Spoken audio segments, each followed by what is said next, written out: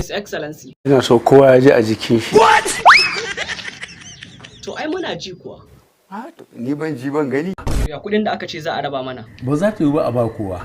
Talakawa suna cewa su an cuce su. Wato kowa ma na iya faɗin abin da ya ga dama. Amma za ka iya tuna me kace a 2019 lokacin da kake kamfen.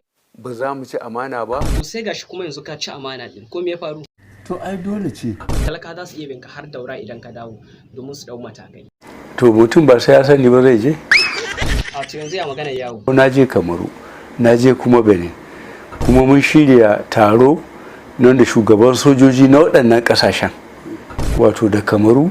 To dakata haka. Kowa dai ya sami takardar zaɓe.